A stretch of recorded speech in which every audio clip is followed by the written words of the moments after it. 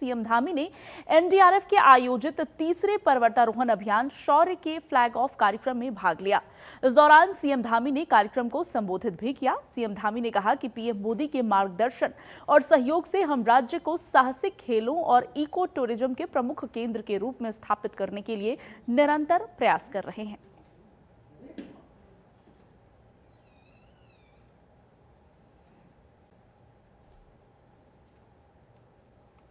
प्रधानमंत्री जी के मार्गदर्शन से, उनके सहयोग से हमारे राज्य को साहसिक खेलों और इको टूरिज्म के प्रमुख केंद्र के रूप में स्थापित करने के लिए भी हम निरंतर प्रयास कर रहे हैं।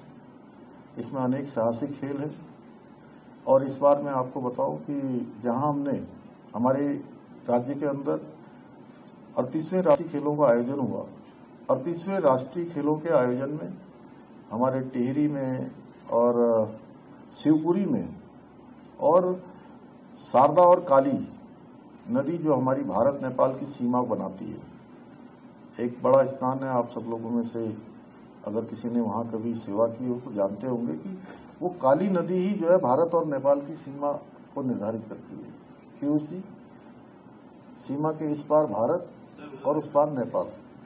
तो पहली बार एक रिकॉर्ड बना उस नदी पर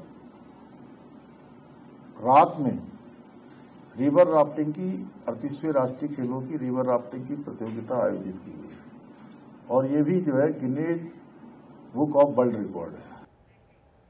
पाकिस्तान की कायराना हरकत के जवाब में भारतीय सेना का पराक्रम ऑपरेशन सिंदूर के जरिए सबने देखा। अब उत्तराखंड की धामी सरकार ने बड़ा फैसला किया है। मदरसों में अब छात्र छात्राओं को ऑपरेशन सिंदूर के बारे में पढ़ाया जाएगा। उत्तराखंड मदरसा बोर्ड ने यह फैसला लिया है जिससे बच्चे सेना के पराक्रम की कहानियों से परिचित हो। फैसलों को लेकर सीएम धामी ने कहा कि सभी वर्ग के से लेकर बच्चों को सेना के शौर्य के बारे में पढ़ाना चाहिए ताकि भारत की शक्ति का देश के नौजवानों को गौरव महसूस हो सके। उन्होंने कहा कि पीएम मोदी के दूरदृष्टि और नेतृत्व के कारण भारत की तरफ आंख उठा के देखने वालों का नामो निशान मिटा दिया जाएगा।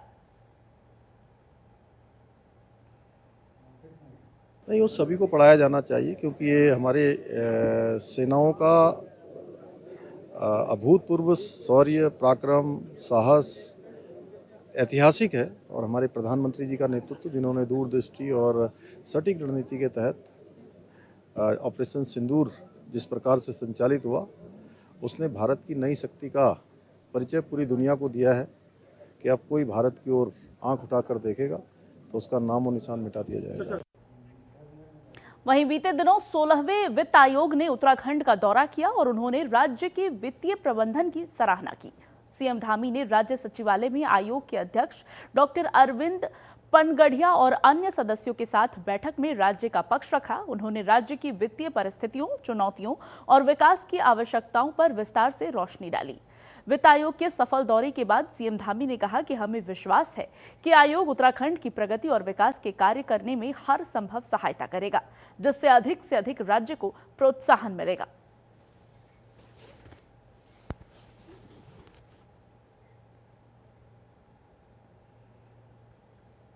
हैं, राज्य की संभावनाएं हैं, उन सभी पर विस्तार से बात करी है और फाइनेंस कमीशन के साथ बहुत अच्छा हम लोगों का प्रेजेंटेशन भी रहा, सारी बातें रही, आपस में विचार भी हम लोगों ने साझा किए हैं और हमको पूरा भरोसा है कि ये 16वां फाइनेंस कमीशन हमारे राज्य की प्रगति में, हमारे राज्य की उन्नति में, हमारे राज्य के विकास में अवश्य हमको सहायता करेगा और अधिक से अधिक जो है हमारा प्रोत्साहन करेगा। 38वें राष्ट्रीय खेलों में उत्तराखंड के लिए पदक जीतने वाले खिलाड़ियों को उनकी नगद इनाम राशि का पैसा जल्द मिलने वाला है। इसके लिए शासन ने 15 करोड़ रुपए जारी कर दिए हैं। खेल मंत्री रेखा आर्या ने ये जानकारी दी। उन्होंने बताया कि 38वें राष्ट्रीय खेलों में प्रदेश के खिलाड़ियों को अच्छे प्रदर्शन के लिए प्रोत्साहित करने के उद्देश्य से सरकार ने नगद इनाम राशि को दोगुना कर दिया था। खेल मंत्री रेखा आर्या ने बताया कि अब तक के राष्ट्रीय खेलों के इतिहास में स्वर्ण, रजत और कांस्य पदक जीतने वाले इतनी नगद इनाम राशि किसी भी अन्य राज्य में नहीं दी गई। उन्होंने बताया कि व्यक्तिगत और टीम स्पर्धाओं में प्रदेश के लिए पदक जीतने वाले खिलाड़ियों की संख्या कुल मिलाकर 240 के आसपास है। रेखा आर्या ने बताया कि उन्होंने बीते सप्ताह कैबिनेट की मीटिंग में मुख्यमंत्री के समक्ष इस प्रकरण को उठाया था।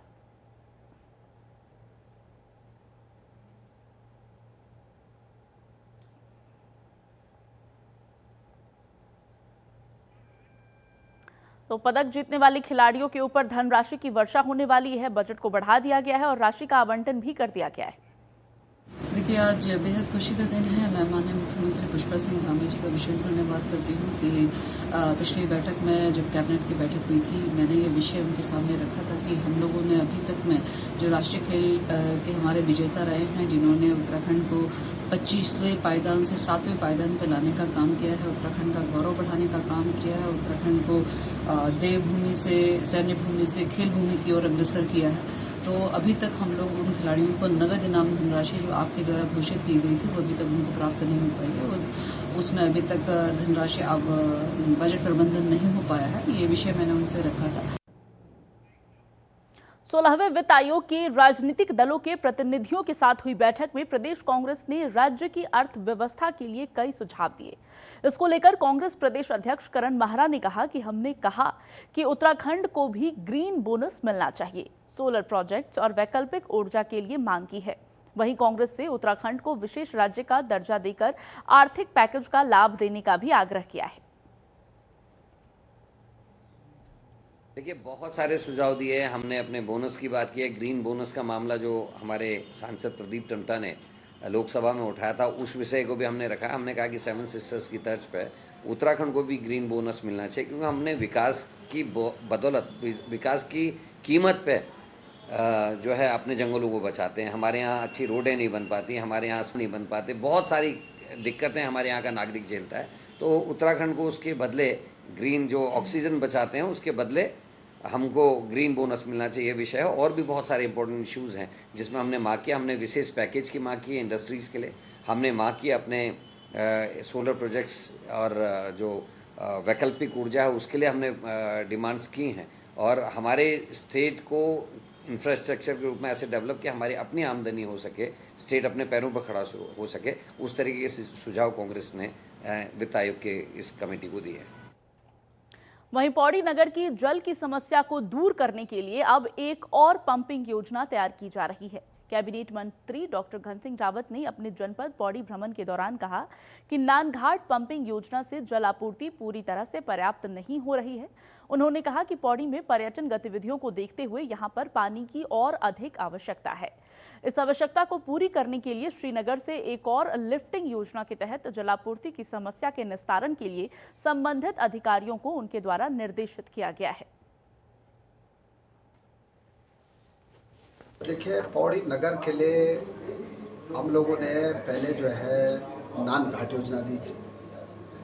फिर हम लोगों ने जो है खंड से यहाँ पानी लाया था। आपने देखा होगा कि टीला खंड से यहाँ पानी आया, और फिर अभी श्रीनगर से भी लिफ्ट कराया। लेकिन अब चूँकि हमारा पौड़ी जो है मुख्यालय है, यहाँ पे पर्यटन की गतिविधियाँ भी बहुत हो रही हैं, यहाँ लोग भी बहुत आते हैं।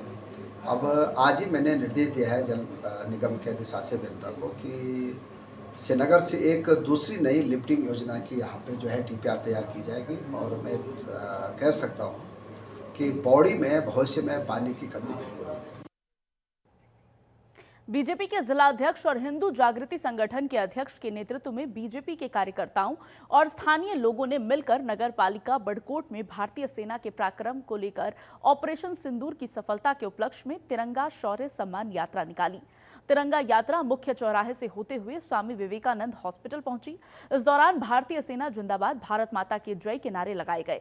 हिंदू जागृति संगठन के अध्यक्ष महंत केशव गिरी महाराज ने कहा कि पाकिस्तान के कायराना हरकत का जवाब भारतीय सेना ने ऑपरेशन सिंदूर से दिया है। ऑपरेशन सिंदूर भारतीय सेना की वीरता और पराक्रमता का प्रतीक है।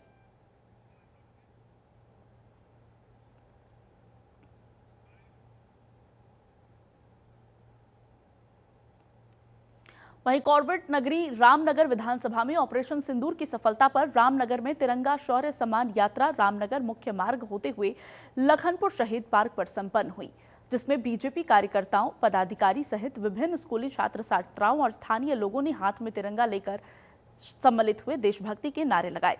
शहीद पार्क में लखनपुर में शहीदों का माल्यार्पण किया गया, उन्हें श्रद्धांजलि अर्पित की गई।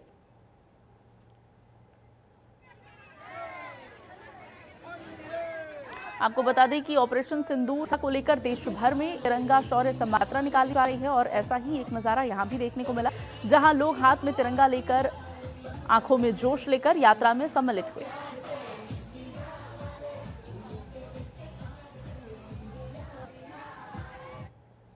वहीं जिला योजना की बैठक जैसे ही शुरू हुई वैसे ही कांग्रेस के विधायकों ने योजनाओं को लेकर आपत्ति, जिसमें कांग्रेसी विधायकों ने डीएम के व्यवहार से नाराज होकर बैठक का बहिष्कार कर दिया।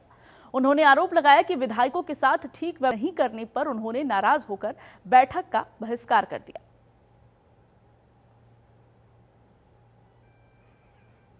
कांग्रेस के कार्यकर्ताओं ने इस दौरान आरोप भी लगाए, साफ कहा कि जिस तरह से आपत्तिजनक व्यवहार किया गया उसको लेकर उन्होंने बैठक का बहिष्कार किया है। जिला योजना की ऐसा है कि ये जो जिला नियोजन समिति की जिला योजना की बैठक होती है, इसमें पूरे जिले का परिव्यय तय होता है। ये बड़े दुख का विषय है कि पूरे उत्तराखंड में 12 जिलों में कहीं भी परिव्यय जो हर वर्ष 10% की वृद्धि होती थी नहीं बढ़ाया गया, सिर्फ चंपावत को छोड़ के। और उसके साथ साथ हमारा ये कहना है, क्योंकि मैं तीसरी बार का विधायक हूँ, जब पहली बार विधायक के रूप में गया था तो हमेशा हमें 3 दिन पहले पूरी बुकलेट दे दी जाती थी कि कितना परिव्यय तय है, और उसमें हम विस्तृत रूप से अध्ययन करते थे कि विभागवार कितना पैसा दिया गया है, योजना में दिया गया है, लेकिन हमें बुकलेट भी नहीं दी गई है और इसी तरह से हुआ। तो इस बात को लेकर हमारा आक्रोश व्यक्त था। कोई भी हो, हम विपक्ष के विधायक हैं, हम कोई भी चिट्ठियां देते हैं, कोई भी देते हैं, कोई अफसर उन चिट्ठियों का जवाब नहीं देता, पहली चीज़। दूसरी चीज़, जिला योजना की जो बैठक होती है, ये जिले वाइज जिले में किस तरीके की योजनाओं को कार्यान्वित किया जाए और किस तरीके से विकास की बात को रखा जाए, लेकिन यहाँ उल्टा सिस्टम चल रहा है। बुकलेट होनी चाहिए, बुकलेट में ये रहनी चाहिए कौन से विधायक के कौन से क्षेत्र के काम है, वो बुकलेट में। आज 5 साल हो गए, बुकलेट की कोई बात ही नहीं करता। बाद में ये अपने लोगों को जो है काम बांट देते हैं। वहीं नगर आयुक्त नंदन कुमार की अध्यक्षता में आयोजित टाउन वेडिंग कमेटी की बैठक में लघु व्यापारियों को नगरीय फेरी नीति नियमावली के तहत बसाए जाने पर जोर दिया गया। इसके साथ ही गंगा के सभी घाटों के पुलों को नो वेडिंग जोन घोषित कर अतिक्रमण मुक्त बनाने का निर्णय भी लिया गया। तय किया गया कि अन्य 12 वेडिंग जोनों के फिर से सर्वे कराकर वर्ष 2018 के पंजीकृत सभी स्ट्रीट लघु व्यापारियों को समाहित करने के लिए 4 सप्ताह के भीतर रिपोर्ट पेश करें। बैठक में लघु व्यापारियों को बसाने के लिए भगत सिंह चौक से सेक्टर 2 बैरियर के वेडिंग जोन को व्यवस्थित किए जाने के साथ रोड़ी बेलवाला महिला पिंक वेडिंग जोन की महिलाओं को उचित स्थान दिए जाने को लेकर सहायक नगर आयुक्त की अध्यक्षता में कमेटी बनाई गई।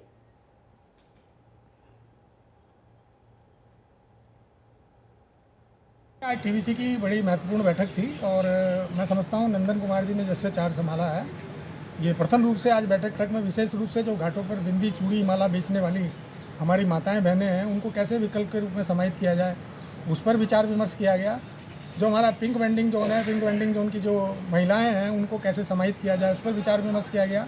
सेक्टर 2 बैरियल का जो हमारा वेंडिंग जोन है भगत सिंह चौक का, जिनमें 34 लोगों की सूची जारी कर दी थी जिनको वहाँ पर दुकान आवंटित हो चुकी हैं और 17 लोगों के पैसे जमा हैं, उस पर विचार विमर्श किया गया। तभी लीजिए तय की गई, एक जो है एक संयुक्त टीम का गठन कर दिया गया है। टाउन वेंडिंग कमेटी की मीटिंग निरंतर होती रहती है। इसमें क्योंकि नगर निगम की भी भूमिका है, अन्य विभागों की भूमिका है और जो वेंडर्स के प्रतिनिधि हैं वो लोग उपस्थित होते हैं और जो वेंडर्स की समस्याएं हैं, चाहे वेंडिंग जोन को लेकर हो और अन्य संबंधित समस्याएं हैं, उस पर विचार विमर्श किया जाता है। उन्हीं बिंदुओं पर विचार विमर्श किया गया। सिडकुल हरिद्वार में संघर्ष ट्रेड यूनियन और भोजन माताओं के साथ अन्य कई कंपनियों के कर्मचारियों द्वारा रोशनाबाद में विभिन्न मांगों को लेकर धरना प्रदर्शन कर जिलाधिकारी और राष्ट्रपति के नाम एक ज्ञापन। धरना प्रदर्शन करने वाले श्रमिक नेता का कहना है कि आज जिस तरह से ठेकेदारी प्रथा अपने चरम पर है, उसके चलते मजदूरों का शोषण हो रहा है। उन्होंने पुलिस प्रशासन पर सवालिया निशान उठाते हुए कहा कि अभी महज कुछ ही दिन पहले कंपनी के कुछ कर्मचारियों के साथ कंपनी द्वारा अभद्र व्यवहार किया गया, जिसके चलते जब कर्मचारियों द्वारा धरना प्रदर्शन किया गया तब उन पर पुलिस प्रशासन के द्वारा लाठियां बरसाकर उन पर फर्जी मुकदमे तक दर्ज किए गए। मामला है एंकर पैनासोनिक में महिला मजदूरों ने हड़ताल करी थी और वहाँ पर इंक्वायरी मजदूर केंद्र के साथी गए उनको समर्थन देने, और उसके बाद दोपहर 2 बजे के बाद ड्यूटी छूटने के बाद कई अलग अलग कंपनियों के मजदूर भी आए उनको समर्थन देने, लेकिन सिडकुल पुलिस और एंकर पैनासोनिक के प्रबंधन वर्ग द्वारा फर्जी मुकदमे लगा दिए गए कि महिलाओं को उकसाकर रोड पर बिठाया गया, जाम लगाया गया और जिसकी कोई सच्चाई नहीं है। ये फर्जी मुकदमे के विरोध में हम लोगों ने 4 तारीख को सिडकुल प्रशासन का फार्मास्यूटिकल पुलिस का और एंकर पैनासोनिक का पुतला फूका था और ये बताया था कि 15 दिन के अंदर ये फर्जी मुकदमे वापस नहीं हुए तो हम इस आंदोलन को आगे बढ़ाएंगे। वहीं हरिद्वार की माया देवी पार्किंग में गुजरात के यात्रियों के बस ड्राइवरों के साथ दबंगों द्वारा की गई मारपीट से यात्रियों में नाराजगी बनी हुई है। चारधाम यात्रा कर लौटे यात्रियों के दल ने प्रशासन से आरोपियों पर कड़ी कार्रवाई और बाहरी यात्रियों से बदसलूकी करने वाले लोगों पर सख्ती की मांग की। यात्रियों का कहना है कि दूसरे राज्यों से यात्री उत्तराखंड और हरिद्वार की अच्छी छवि मन में लेकर यहां पहुंचते हैं, हालांकि उनसे बदसलूकी होने पर उन्हें काफी निराशा होती है। हरिद्वार के एसएसपी का कहना है कि आरोपियों की तलाश की जा रही है, आपराधिक तत्वों के खिलाफ सख्त कार्रवाई की जाएगी। अभी तो मैं कहना चाहते पूरा जो हरिद्वार है, हम सनातन से जुड़े, ज़्यादा कह नहीं सकता लेकिन कहना पड़ रहा है मुझे कि हरिद्वार का अब मुझे चोरद्वार दिखने लगा है। उसमें थोड़ा सुधार पानी करे, उससे यहाँ का जो मुख्यमंत्री कोई भी प्रशासन है थोड़ी कार्यवाही अच्छे करे और जेब कतरो इतना बड़ा घूमते घाटों पर तो उसका भी पूरी निगरानी अच्छे से रखे। बहुत सा डर है, जो घटना हुई तब से कोई घूमने नहीं गया। ये लोग को परसों जाना था, वो आज चला जाने वाला, हरिद्वार नहीं घूमा, उसने नहीं देखा, क्योंकि सनातन धर्मियों की ये राजधानी है हरिद्वार। डर लगता है, जाने में कई दिक्कत होती है, सब लोग गुंडे लोग हैं, सब हमें मारपीट करने लगे तो हम कहाँ जाएंगे, हम यहाँ तो रहने वाले हैं ही नहीं। ये सब तो हरिद्वार में तो सब बोलते हैं स्वर्ग है, ऐसा स्वर्ग होता है? ऐसा स्वर्ग तो होता ही नहीं ना कभी। तो जैसे कुछ गए ही नहीं, कहीं घूमने ही नहीं गए, इधर ही है, खाना ही नहीं पकाया है ना, कहीं जाएंगे, किसी को डर लग रहा है। क्या मांग करेंगे, हमारा ये सब है ठीक करा दे हमें और अच्छे से, कहीं दिक्कत नहीं होनी चाहिए। देखिए, पार्किंग में जो घटना अभी हुई थी उसके संबंध में अभी विस्तृत एसपी सिटी से मेरी इस संबंध में वार्ता हुई है। एक उनकी गाड़ी के साथ जो आपस में ही जो ड्राइवर्स के बीच में, जो कंडक्टर क्लीनर्स के बीच में जो झगड़ा हुआ है उसको लेके ये मारपीट आगे बढ़ी थी। अगर कोई भी आपराधिक तत्व इस प्रकार की घटना में सम्मिलित है या रहेगा उसको हम पता लगाएंगे। अगर ऐसी कोई चीज़ आती है उसके खिलाफ सख्त कार्रवाई। उत्तराखंड सूचना विभाग द्वारा प्रदेश भर के लोक कलाकारों के लिए रोजगार के बड़े साधन खोले गए हैं। सभी 13 जिलों के कलाकारों के ऑडिशन सूचना विभाग में कराए जा रहे हैं ताकि उनको सूचना विभाग की पॉलिसी के आधार पर सूचीबद्ध किया जा सके। 13 मई से गढ़वाल के सभी 7 जिलों के ऑडिशन शुरू किए गए थे, जिसमें तकरीबन 190 दलों ने अपने ऑडिशन और इंटरव्यू दिए हैं। इसके बाद 26 मई से कुमाऊं मंडल के सभी जिलों में ऑडिशन शुरू किए जाएंगे। अधिक जानकारी देते हुए सूचना विभाग के संयुक्त निदेशक ने बताया कि राज्य सरकार की जन कल्याणकारी नीतियों को जन जन तक पहुंचाने के लिए प्रदेश के कलाकारों की सहायता ली जाती है। इसके माध्यम से वो गांव-गांव में जाकर संगीत, गानों और नुक्कड़ नाटकों के माध्यम से लोगों को सरकार की योजनाओं की जानकारी देते हैं। इसलिए प्रदेश भर के सभी कलाकारों के ऑडिशन कराए जा रहे हैं। उन्होंने बताया कि इससे प्रदेश के ग्रामीण क्षेत्रों में रह रहे कलाकारों को एक बेहतर मंच भी मिलता है। जो जन कल्याणकारी योजनाएं होती है उसके लिए प्रत्येक 3 वर्ष में हम लोग ऑडिशन लेते हैं पूरे उत्तराखंड के जो कलाकार हैं, और जिसके ऑडिशन आजकल 13 तारीख से लगातार यहाँ देहरादून में चल रहे हैं गढ़वाल मंडल के, और 26 तारीख से हल्द्वानी में कुमाऊं मंडल के होंगे। गढ़वाल मंडल के जो ऑडिशन है वो लगभग 180-190 दल के आसपास में पार्टिसिपेट किया है। लोगों ने अपने यहाँ पे अपना साक्षात्कार दिया है जो उनके ऑडिशंस होते हैं उसके। इससे जहाँ एक और सरकार की नीतियों को जन जन तक पहुँचाने का उद्देश्य है, जो ग्रामीण एरिया होता है उसके इन दलों के माध्यम से, नाट्य दल, सांस्कृतिक दलों के माध्यम से जो एक योजनाएं आम जन तक पहुंचती है, उसके साथ ही एक रोजगार का भी एक अच्छा माध्यम होता है।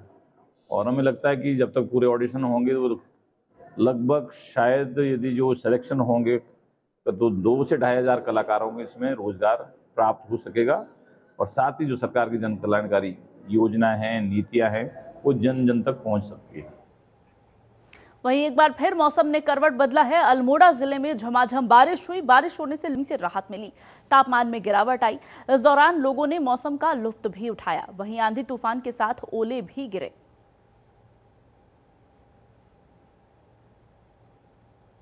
उत्तराखंड के अल्मोड़ा की ये तस्वीर है जहां मौसम का मिजाज एक बार फिर से बदला। बारिश के कारण तापमान में गिरावट आई, लोगों को गर्मी से राहत मिली। वहीं दूसरी तरफ आंधी तूफान के साथ ओले भी गिरे।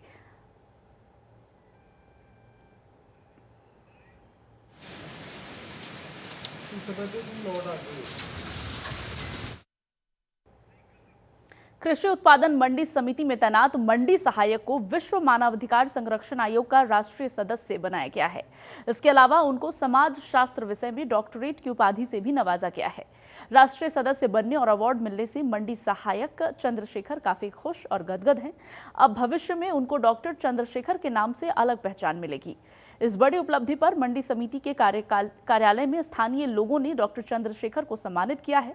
चंद्रशेखर मूल रूप से बागेश्वर के रहने वाले डॉक्टर चंद्रशेखर उत्तराखंड मंडी समिति कर्मचारी संघ के प्रदेश अध्यक्ष, उत्तराखंड SC/ST एम्प्लॉयज फेडरेशन के प्रांतीय उपाध्यक्ष की जिम्मेदारी भी संभाल रहे हैं। आज विश्व मानवाधिकार संरक्षण आयोग द्वारा ऑनरी डायरेक्टेड अवार्ड काउंसिल द्वारा सोशियोलॉजी सब्जेक्ट में मुझे डॉक्टरेट उपाधि से नवाजा गया है एवं विश्व मानवाधिकार संरक्षण आयोग का राष्ट्रीय मेंबर भी बनाया गया है। ये सम्मान मुझे peace ambassador doctor CL Chandralal Bharati के हाथों द्वारा प्रदान किया गया। यह मेरे लिए बड़ा गौरव का पल है। वहीं चारधाम यात्रा के दृष्टिगत आयुक्त खाद्य संरक्षण और औषधि प्रशासन के निर्देश पर खाद्य विश्लेषण टीम ने बड़कोट में 56 विभिन्न खाद्य पदार्थों का प्राथमिक परीक्षण किया, जिसमें 16 खाद्य पदार्थ मानक अनुसार नहीं पाए गए, जिसमें दूध, मिठाइयों और मसाले के नमूने शामिल हैं। इस दौरान टीम ने बड़कोट जिला बाजार में लगभग 70 उपभोक्ताओं के गुणवत्ता युक्त खाद्य पदार्थों के उपयोग के प्रति जागरूक किया गया।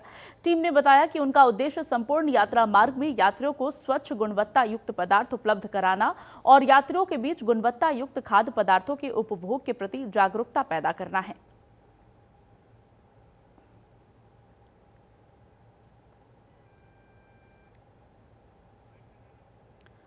सोलह खाद्य पदार्थों को मानक के अनुसार नहीं पाया गया। फूड एंड सिक्योरिटी डिपार्टमेंट की तरफ से ये कदम उठाए गए। चारधाम यात्रा में आने वाले यात्रियों को अच्छा और गुणवत्ता युक्त खाना मिले, इसको लेकर ये तमाम कार्रवाई की गई।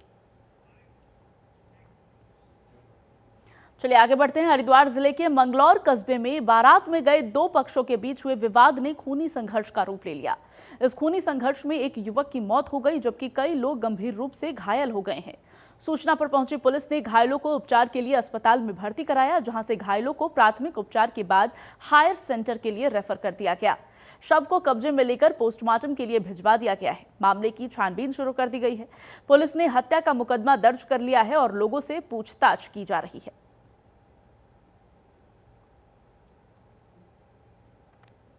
बारात में एक ही पक्ष के लोग थे, आपस में रिलेटिव और परिचित हैं। तो किसी बात को लेकर जब यूपी में बारात गई थी तो वहां झगड़ा हुआ। बताते हैं वापस आके फिर एक बार झगड़े हैं, तो आपसी झगड़े में एक व्यक्ति की गंभीर रूप से घायल हुआ था और हॉस्पिटल में बताते हैं उसकी डेथ हो गई। तो उसमें हमने जो हत्या का मुकदमा दर्ज कर लिया है। कुछ लोगों से पूछताछ जारी है और जल्दी इसको वर्कआउट करें। हरिद्वार में पुलिस ने पीएनबी का एटीएम लूटने पहुंचे दो बदमाशों को गिरफ्तार किया है। एटीएम के अंदर करीब 25 लाख रुपए थे। आरोपियों के पास से गैस कटर भी बरामद हुआ है। वहीं एटीएम की रेकी कर फरार हुए बदमाश की तलाश जारी है। एसएसपी ने मामले का खुलासा करते हुए बताया कि पुलिस ने दोनों बदमाशों को मौके से दबोच लिया। गिरफ्तार आरोपियों की पहचान हरियाणा निवासी कार्तिक राणा और धीरज के रूप में हुई है। जांच में सामने आया है कि दोनों आरोपी नशे के आदी हैं और एटीएम लूटने का तरीका यूट्यूब से सीखकर 2-3 दिन पहले हरिद्वार में रेकी कर चुके थे।